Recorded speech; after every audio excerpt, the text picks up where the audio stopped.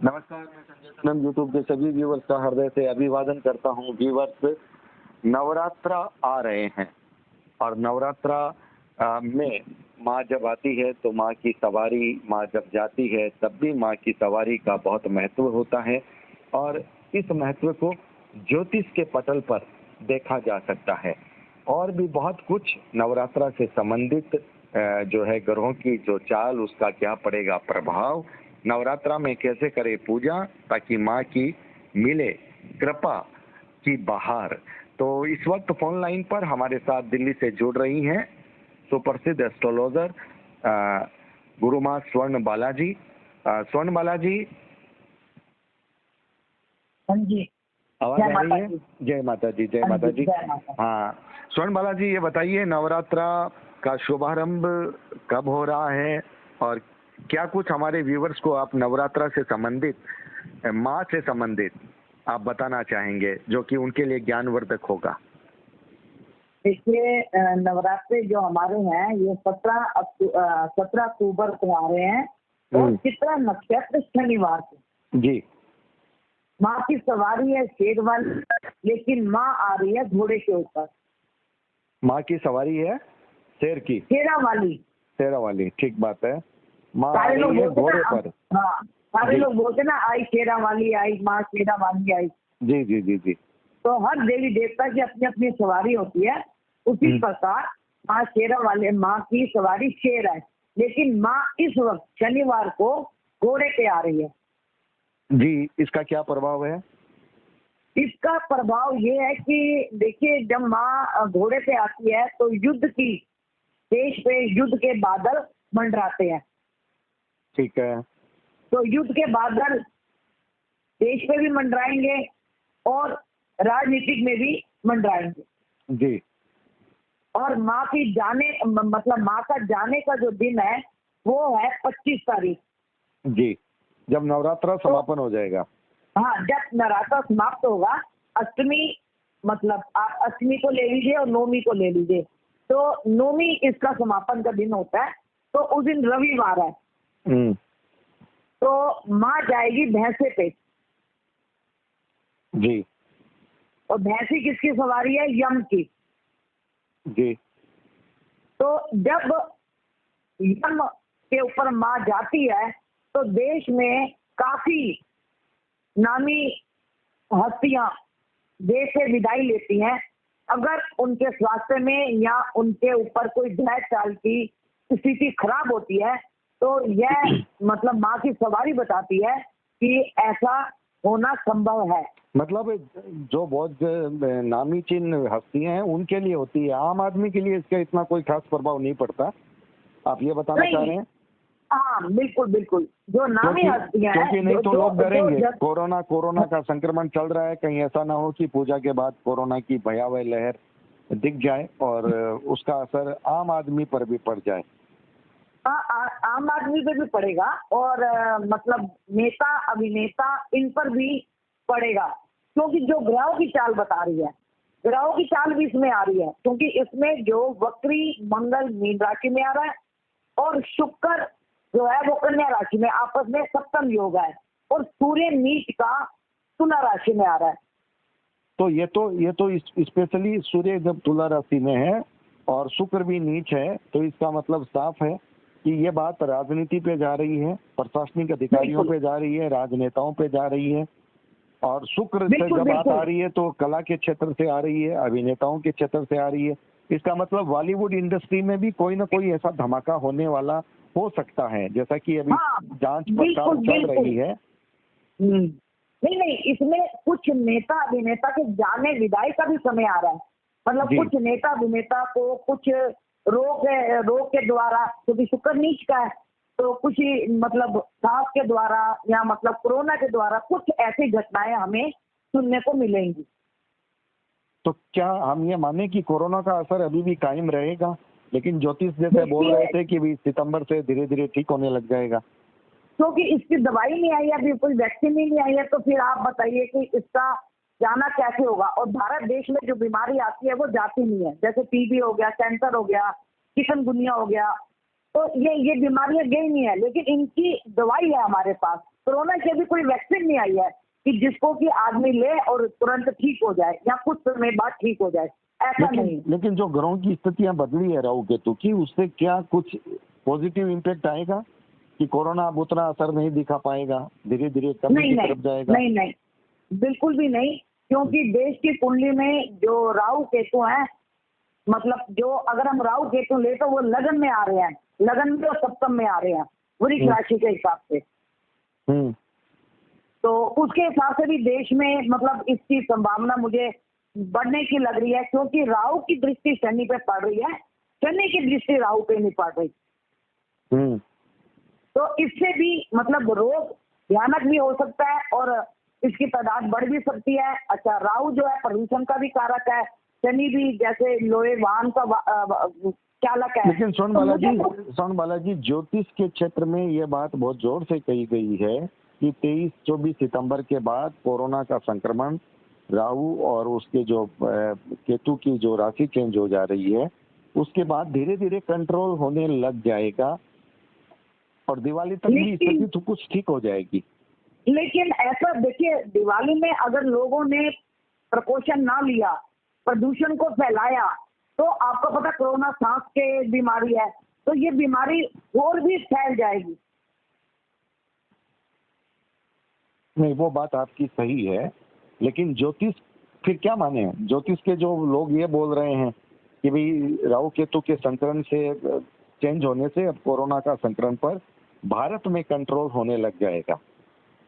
देखिए, अभी इसकी वैक्सीन ही नहीं आई है। जब जिसकी दवाई नहीं है तो उसका इलाज कहाँ से होगा, मुझे आप बताइए। नहीं, वो ठीक है, वैक्सीन नहीं है, लेकिन कई बार होता है ना कि वायरस भी कमजोर पड़ जाता है धीरे धीरे, तो क्या वो स्थिति भी आपको नहीं लग रही? नहीं, मुझे अभी नहीं लग रही, क्योंकि लोग मतलब डिस्टेंस का वो नहीं कर रहे, फॉलो नहीं कर रहे, मास्क को भी कई लोग नहीं यूज कर रहे, तो मतलब लोग भी अपना मतलब उन्होंने भी इसके साथ जीना सोच लिया कि भी कोरोना एक बीमारी है, उसके साथ हम जी लेंगे। लेकिन तो वो कोरोना बढ़ रहा है। घातक ना हो तब तो लोग हो सकता है इसे जनरल के रूप में लेके चलें, लेकिन अगर हमारे ज्योतिष के विश्लेषण अगर ये कह रहे थे कि भाई ये चेंज होने से धीरे धीरे नियंत्रण हो जाएगा, तो हम इसे इस परिप्रेक्ष्य में क्या माने कि मतलब वो आंकलन फिर सही नहीं था? नहीं, आकलन की बात मैं आपसे कहती हूँ, क्योंकि हमने भी ज्योतिष में बोला था कि 23 सितंबर के बाद मतलब कोरोना का अंत और यहाँ कम होना शुरू हो जाएगा।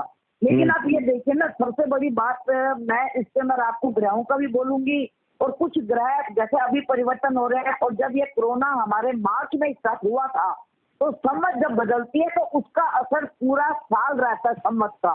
तो संवत हमारा पिछला जो मार्च में 25 को हुआ था, वो पंचकों में स्टार्ट हुआ था। तो इसका मतलब तो आपको ये लगता है कि मार्च तक इसका असर रहेगा, मार्च के बाद में कंट्रोल होगा? हाँ, मार्च तक इसका जब इसकी संवत 2078 आ जाएगी, तब इसका प्रकोप थोड़ा कम होना शुरू होगा। अच्छा, तब शुरू हो जाएगा कम होना? हाँ जी। अच्छा, चलिए। और मैं नवरात्र की पूजा के बारे में आपको बताऊंगी। जी जी जी जी, बताइए। देखिए, 17 अक्टूबर को 7:25 पे आप घट स्थापित कर सकते हैं सुबह। हाँ जी। लेकिन ये क्या समय दिल्ली के, आप दिल्ली के लिए बता रहे हैं या सभी के लिए हो जाएगा ये? सभी के लिए जी। सूर्य उदय के बाद। और हमें माँ को कैसे मनाना है, माँ का कैसे पूजन करना है। जो लोग को अखंड जोत जलाते हैं वह घी की जोत जलाएं। माँ को पान, सुपारी और जायफल, लौंग, इलायची, 5 मेवा, फ्रूट, फल, माला अर्पण करें। कपूर से तो मतलब आरती होगी ना, तो मतलब जो जोत जलेगी हमारी देसी घी की जोत जलेगी। और आप ये देखिए कि 9 नवरात्रों पे इसमें हमें किसी बहन को, किसी कन्या को अपशब्द नहीं बोलने। माँ कन्या के रूप में आती है, 9-10 साल तक की कन्या के, जिनके हम पाँव भी छूते हैं। और इसमें हम दुर्गा सप्तशती का पाठ भी करते हैं। तिलक, अर्गला, कवच, ये हमारे मतलब अगर आपके पास समय नहीं है तो आप कवच, अर्गला, तिलक और सिद्ध कुंजिका का पाठ तो नित्य नियम से करें, सुबह और शाम। जी।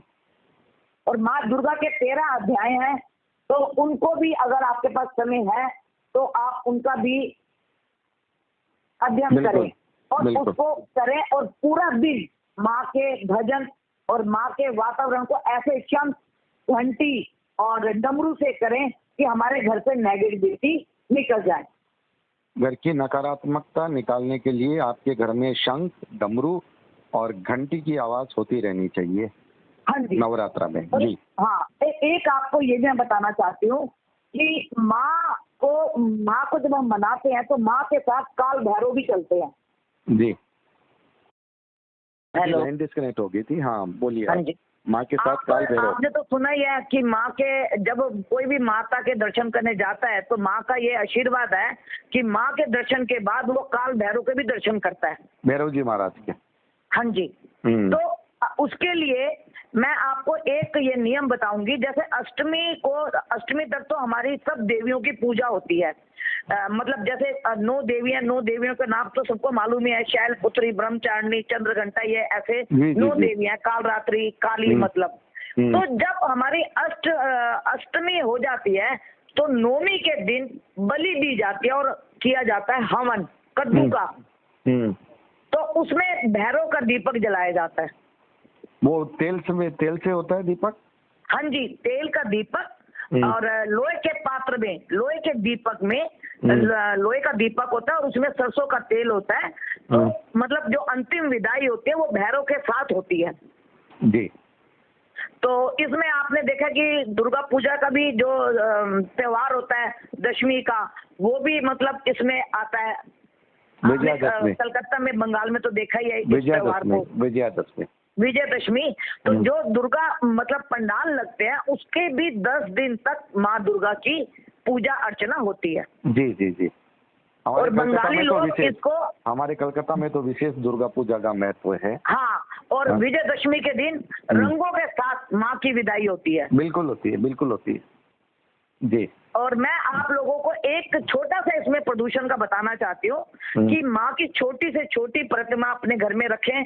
पंडाल इस वक्त कम से कम मतलब होंगे और अपने घर में आप दिल से आसन लाल या पीला बिछा के माँ को मनाए, माँ की पूजा करें, खेतरी बीजे। और कोई भी लोग माँ की प्रतिमा को जमुना जी या गंगा जी में जाके प्रवाहित ना करें, प्रदूषण ना फैलाएं। जी, जी, जी, जी। मतलब आप चाहते हैं कि बहुत छोटे रूप में आप घर में रखें और घर में ही माँ की पूजा करें और उसे घर में स्थापित कर दें। कहने का मतलब ये है। माँ जग जननी बिल्कुल आपके घर में ही विराजेगी। जी, जी, कैलाश पर्वत से उतर के वो धरती पे आएगी। अगर हम उसको अपने घर में अपना स्थान देते हैं तो हम अपने घर में पूजा पाठ करें, मंदिरों में भीड़ ना लगाएं, क्योंकि कोरोना का टाइम चल रहा है। नहीं, आप ये जो नदी में या प्रवाह के लिए मना कर रहे हैं, कोरोना की वजह से कर रहे हैं? क्योंकि ये जो परंपरा है कि भी मूर्तियों को नदी में और में प्रवाहित किया जाता है, तो आप कोरोना की वजह से कर रहे हैं या? नहीं संजय सनम जी, ये तो मैंने एक मुहिम भी चलाई थी इसके अंदर कि किसी को मैंने जमुना जी में ये मतलब डालने के लिए, मूर्ति के लिए मतलब सबको मना किया था। और सरकार के मतलब लोग ये मंदिरों से उठा के ले जाते थे और इस एक किसी सुनसान जगह में जाके रखते थे मतलब। तो मेरा आप सबसे ये निवेदन है कि जमुना की, गंगा की सफाई के लिए प्रदूषण ना फैले जल में, तो कोई भी इसको मतलब मूर्ति को छोटी से छोटी, जैसे गणेश जी आए थे तो सबने फ्रेंडली बिठाए थे गणेश जी अपने घर में और उसको जल में प्रवाहित करके अपने गार्डन में उसका पानी डाला था। उसी प्रकार से मैं आपको बोलूंगी कि कोई भी इसको मतलब आप ये कहना चाहते हैं कि जो कॉम्प्लेक्स के लोग हैं वो अपने कॉम्प्लेक्स में ही फिर उसका विसर्जन करें उस ढंग से छोटी से, या फिर अपने घर में रखें? घर में रखे, अपने गार्डन में या कॉम्प्लेक्स में जो लोग रहते हैं, हाँ वहाँ रख के और उसको, उसके जल को वहीं के अपने जो आपका गार्डन है उसके अंदर ही आप उसका जल का वो कर दें। अच्छा, आप मतलब नदी में प्रवाहित न करें, आप उसको अपने गार्डन में वहाँ पे जल से ही उसका कर दें और मूर्ति को छोटी से छोटी लेके आए। और बिल्कुल। ये जो है ये जो मिट्टी की मूर्ति है क्या वो घर में रह सकती है? वैसे तो गणेश जी की और लोग लाते हैं और साल भर तक तो रखते ही हैं। बिल्कुल बिल्कुल, जब ये नवरात्रे आते हैं तो हमें एक छोटी सी प्रतिमा मिट्टी की जरूर लानी चाहिए अपने घर के अंदर। माँ दुर्गा के, माँ शेर के ऊपर बैठ के जो होते हैं उसका पूजन करना चाहिए और उसी को जल में विसर्जन करना चाहिए। लोग पहले पंडालों में रख के उसको विसर्जन करने जाते थे। अब देखिए जो ये मूर्तियां बनी नहीं, होती है आप इसमें क्या केमिकल के रंग होते हैं। थोड़ा सा ये जो मूर्ति है घर में रखी जानी चाहिए, नवरात्रा के बाद में उसकी पूजा चलती रहनी चाहिए, या फिर उनको अपने कॉम्प्लेक्स में कहीं भी उसको विसर्जित करके और जल में उसको वैसे कर दिया जाना चाहिए क्या? नहीं, जल में विसर्जित करके, और जो आपके बाग बगीचा आपके कॉलोनी में है, आपकी सोसाइटी में है, उसमें उस जल का छिड़काव कर देना चाहिए। मतलब आपको नदी में मत दीजिए, आप उसको अपने ही कॉम्प्लेक्स में कोई जल के उसमें पात्र में रख करके उसका वो कर दीजिए और उसके बाद उस जल का छिड़काव आप कर दीजिए, ये बात कहना चाह रहे हैं? बिल्कुल बिल्कुल संजय सनम जी, आप देखिए जो ये मूर्तियां बनी होती हैं ये कलरफुल होती हैं और केमिकल के कलर्स होते हैं, तो ये जल को प्रदूषित करते हैं। तो फिर कहीं ना कहीं हमको फिर गार्डन में छिड़काव भी नहीं करना चाहिए, क्योंकि फिर गार्डन के पेड़ पौधों पर भी प्रभाव पड़ सकता है। नहीं नहीं, क्योंकि मिट्टी की चीज मिट्टी में जाएगी ना, क्योंकि अच्छा। आप उस जल को, जैसे हम अपने पौधों में जल देते हैं उसी तरह से अपने पौधों को देंगे जल। गंगा जमुना का पानी तो प्रदूषित नहीं होगा ना। जी जी जी जी। जिस माँ को आपने 9 दिन अपने घर में पूजा, जिसकी पूजा अर्चना की, उसको आप ऐसी जगह पे जाके पानी में डालते हैं जहाँ पे आप जाके देखिए वहाँ पे लोग जूठे बर्तन अपने जमुना जी के किनारे पे जो मजदूर लोग धो रहे होते हैं। समझ गया। वहाँ पर वो आदर नहीं रहता, वो सत्कार नहीं रहता, वो अवमानना होती है। इस लिहाज से भी ये सुझाव जा रहा है, प्रदूषण के लिहाज से भी जा रहा है और श्रद्धा और आस्था के लिहाज से भी जा रहा है। और कोई खास बात? एक मैं आपके चैनल के माध्यम से एक बात कहना चाहती हूँ कि लोग जब अपने घर में माँ की पूजा मतलब मूर्ति लाते हैं और अपना कलश स्थापित करते हैं, नवेद वगैरह उसको मतलब लाल कपड़े में लपेट के सब कुछ करते हैं, आप इस चीज माँ की जो पूजा है सच्चे दिल से करके अपने घर को शुद्ध कीजिए, ना कि जाके मंदिर में आप भीड़ लगा के वहां से लोगों को प्रदूषित कीजिए जिससे कि लोगों को बीमारी आए, क्योंकि ये कीटाणु वायु में चल रहे हैं। तो मैं आप सब लोगों को आपके माध्यम से कहना चाहती हूँ कि घर में बैठ के माँ की पूजा करें, माँ आपके घर में आएगी चल के। जी जी जी जी जी, ठीक है। एक वायरस के वजह से भी बाहर कम से कम निकलिए और घर में अपनी पूजा अर्चना कीजिए ताकि घर में सकारात्मकता रहे, पॉजिटिविटी रहे।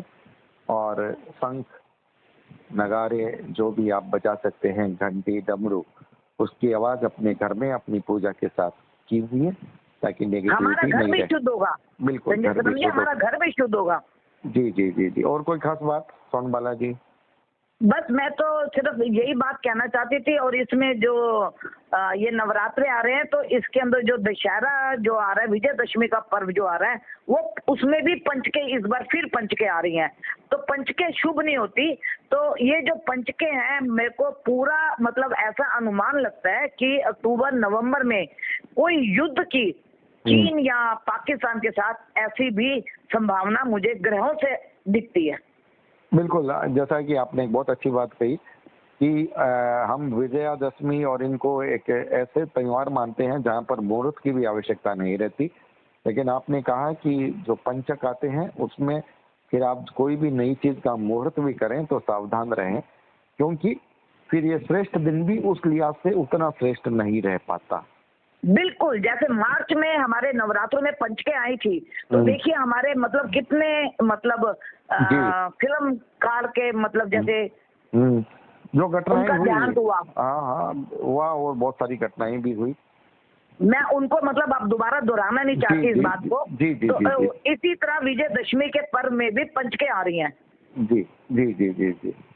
चलिए, व्यूवर्स के लिए जानकारी गई, माँ किस सवारी में आ रही है, किस सवारी से जा रही है, उसका महत्व क्या है, पूजा आपको किस तरह से करनी है। बाहर कम से कम निकलिए, घर के अंदर रह करके अपनी पूजा पद्धति से माँ के प्रति समर्पित रहिए ताकि आपके घर का वातावरण भी शुद्ध होगा और आपका मन भी शुद्धता के साथ माँ के चरणों में लगेगा। पूरे परिवार के साथ आप बैठ के अगर पूजा करेंगे तो माँ का आशीर्वाद देखो पूरे परिवार पे, घर, हमारा घर ही मंदिर बन जाएगा।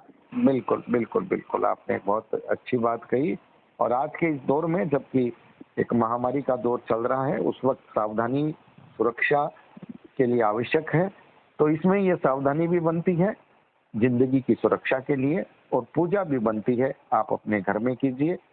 कोशिश कीजिए मंदिरों में भीड़ कम से कम हो, दर्शन करना चाहें तो सावधानी और सुरक्षा के साथ कीजिए। चलिए सोनबाला जी, आप हमसे जुड़े इसके लिए बहुत बहुत आभार। जय माता। व्यूवर्स, ये एस्ट्रोलॉजर दिल्ली से सोनबाला जी हमारे साथ जुड़ी थी। इन्होंने अपने ज्योतिषी ज्ञान और अनुभव के साथ अपनी बात को आप तक पहुंचाया है। वीडियो को लाइक कीजिएगा, शेयर कीजिएगा। चैनल पर अगर नए आए हैं तो सब्सक्राइब करना मत भूलिएगा। आप हमारे डिजिटल फर्स्ट न्यूज को ज्वाइन भी कर सकते हैं। बहुत बहुत आभार, नमस्कार।